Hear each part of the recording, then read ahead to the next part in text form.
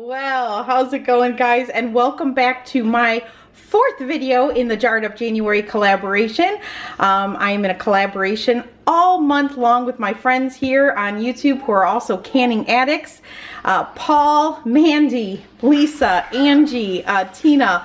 All of their links are down below to their channels, but we are bringing you 31 days of canning in the month of January, and I am loving this collab, and I am loving that you guys are really enjoying this collaboration. It's been a lot of fun. So today I'm not going to kind of drag this out. I'm going to try to make this quick and easy for you guys.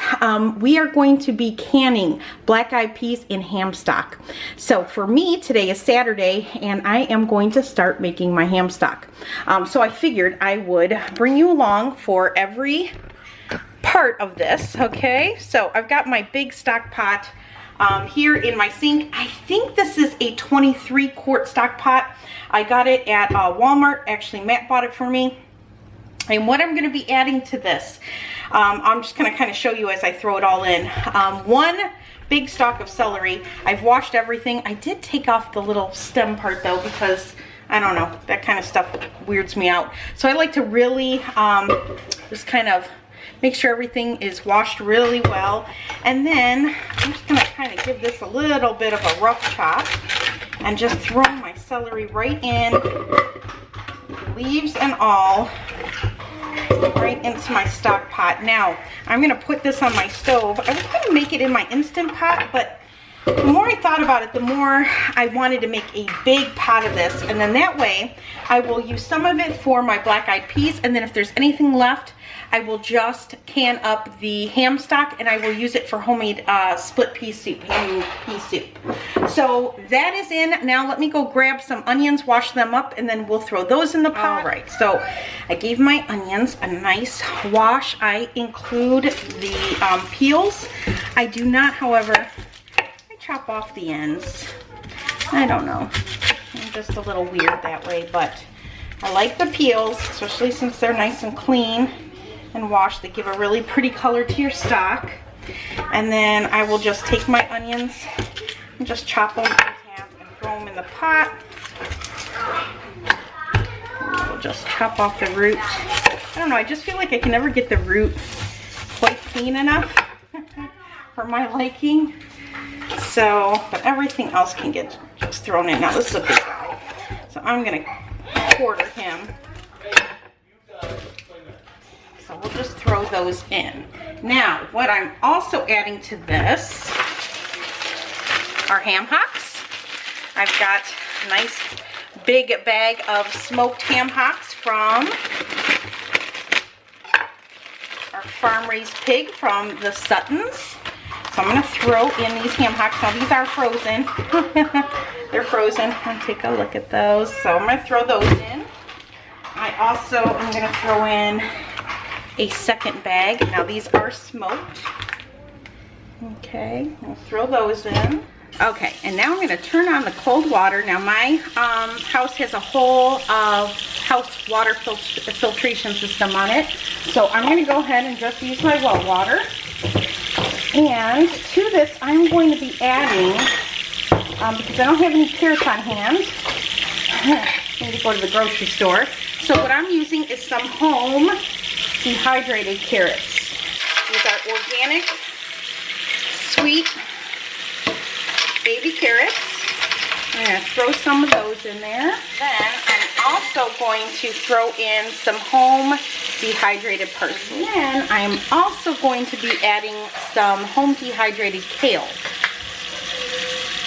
I'm going to throw some of that in there. I'm also going to add in 2 Turkish bay leaves, organic. I'm also going to add in some whole peppercorn, the medley, and I think that's going to be it. So we're just going to go ahead and fill up my stock pot here. And then I'm going to let this simmer on low, probably until tomorrow.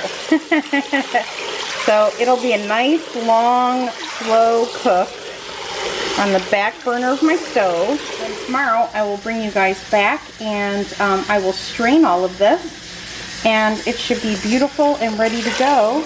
There's my stock. Thanks to Matt for lifting that up for me and taking it to the stove.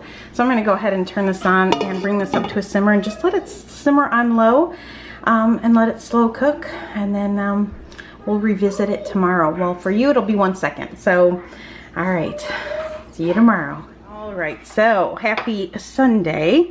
And I wanted to show you guys, now this was on a low simmer all through yesterday and all last night.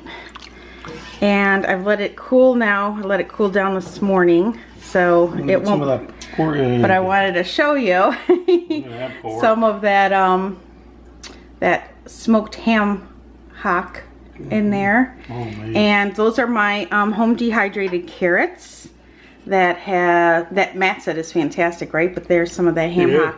So what I'm gonna right back. I know.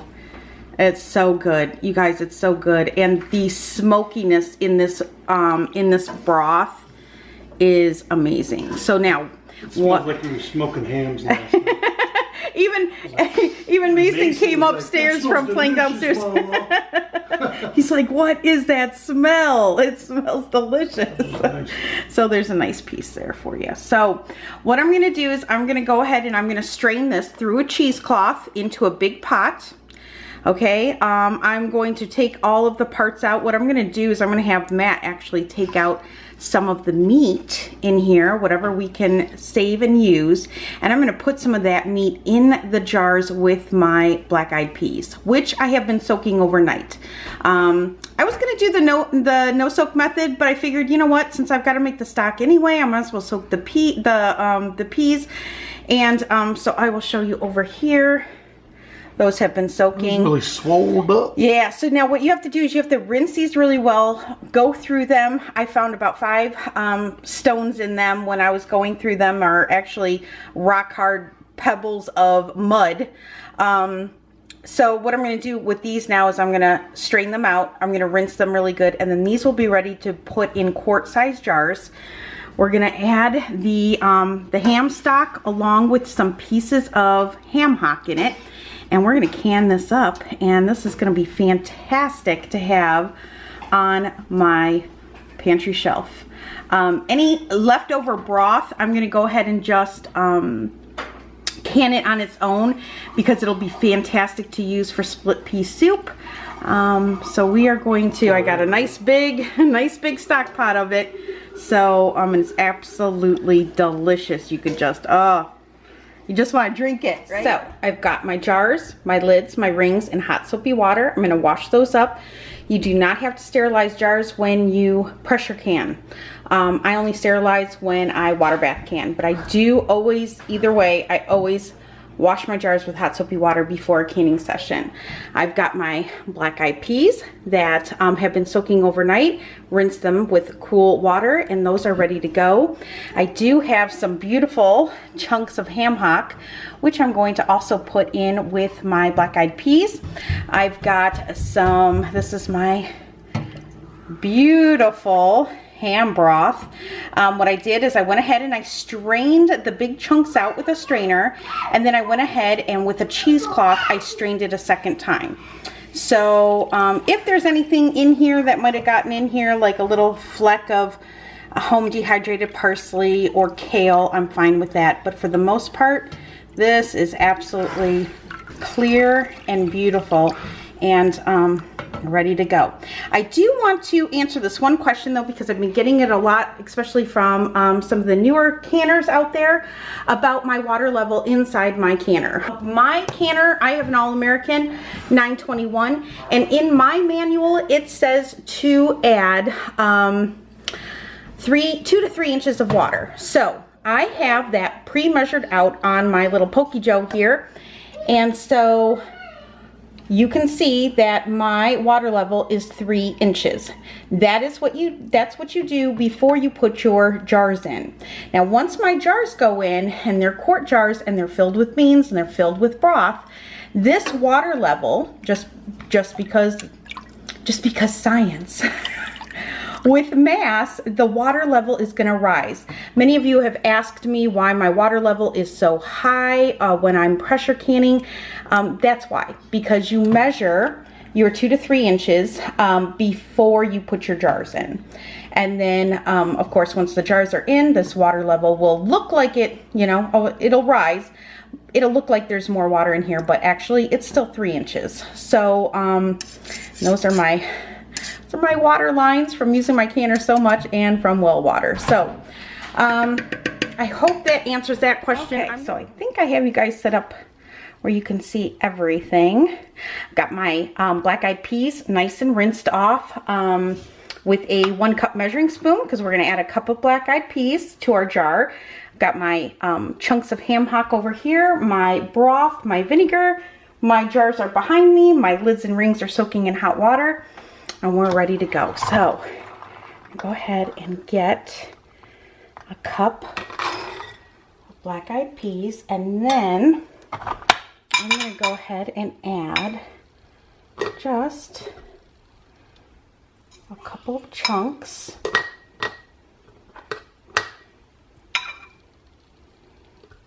of ham hock, and then I'm going to go ahead and fill this with stock to a 1-inch headspace. Tip. So there we have it. There's our black-eyed peas with ham stock and a chunk of smoked ham hock in there. It's beautiful. Absolutely beautiful. Oh, look at that. All right, we're going to do one more together. I'm going to put that in the canner. One more jar here. Together, we're going to do 1 cup black-eyed peas. We're going to add a couple of chunks of smoked ham hock. Some broth. Okay, this is the last jar. And I do want to make mention that some people, when they can their black-eyed peas, they fill the jar all the way up, and you can definitely do that. You also don't have to add the ham hock to it, the smoked ham hock. This is just how I'm choosing to do mine, because I really think, well, just the way that I cook, when I serve my black-eyed peas with my ham hocks, and I'll probably open a jar of this and make additional ham hocks for dinner, I really want to be able to use the broth either in whatever dish I'm making, or maybe as a base for mashed potatoes or something else. So I'm choosing, this is just for me, because, you know, don't can as I do, do as you want to do. For me, I want to be able to use the broth, I want to be able to use the meat, and then I want to be able to use the black-eyed peas. So this is how I'm choosing to can mine up. I also might want to just kind of use this in a soup, like a bean soup with black-eyed peas in it.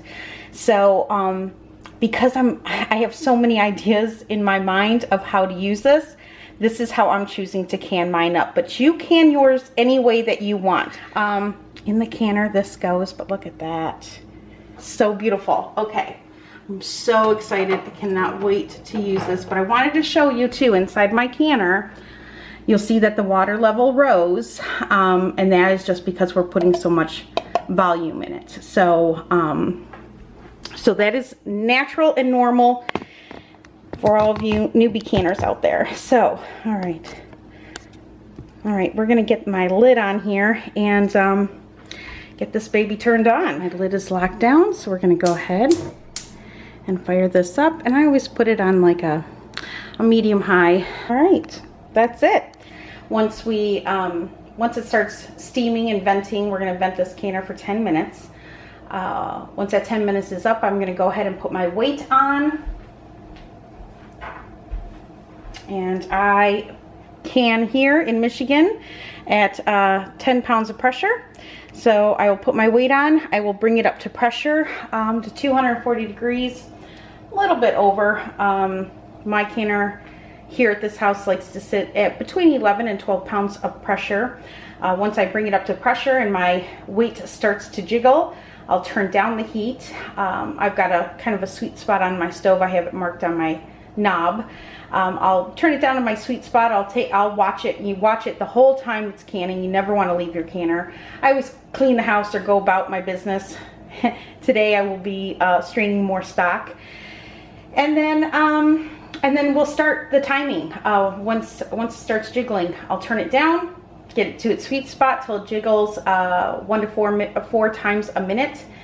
And then once I've got it at the perfect place, I will start my timer, and we will process these for 90 minutes. After 90 minutes, I will shut the heat off, and then I will let it naturally come down to pressure. Now it is very cold here in Michigan. We're actually, I think, under a weather advisory. I think right now the actual temperature is 3 degrees. We have wind chills at about -25 right now. So it's a very cold. I have the fireplace going and I have my heat set in the house at 70. Usually it's 68, but today I have it at 70. And even though it feels warm, there's still a coolness coming from the windows, and you know, there's always a draft, especially when it's very cold. I've got a lot of windows in this house. So today, normally I would crack that lid and let my jar sit in there for about 15-20 minutes or so, and then pull them out. But today I'm going to actually crack that lid just a small amount, and I'm going to let them sit in there maybe a little bit longer today, just to be able to come down to room temperature a little slower, a little easier. You don't want to cause flat sour, but I don't want to shock my jars because it's so cold outside. So I'm going to take it a little bit easier today, not rush them out of the canner, because I don't want any siphoning or any loss of headspace if I can help it. But when I get to that point, when I'm pulling them out of the canner, I will bring you back and I will show you what these jars look like. All right, it is about 8:30 at night. We are under a wind chill, I think, advisory. I don't know. We're supposed to get to 30 below tonight with the wind chill. So I've kind of let my canner sit cracked and rested for a little while than normal, than I normally would.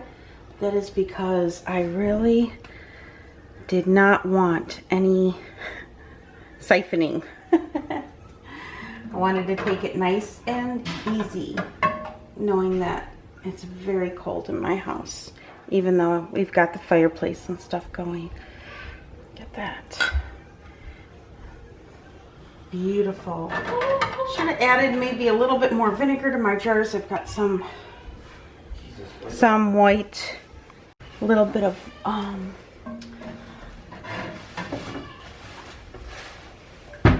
mineral deposits, but it's okay. Headspace is absolutely beautiful. Ham stock? Is that what that smell is? Yeah. Ham stock and black-eyed peas, smoked ham hocks, all in the jars. All right, so it's 8:30. I'm gonna try to do a second canning session. I'll probably be up till 1 or 2 in the morning. That's okay, because this is what's going on my pantry shelf. Absolutely beautiful.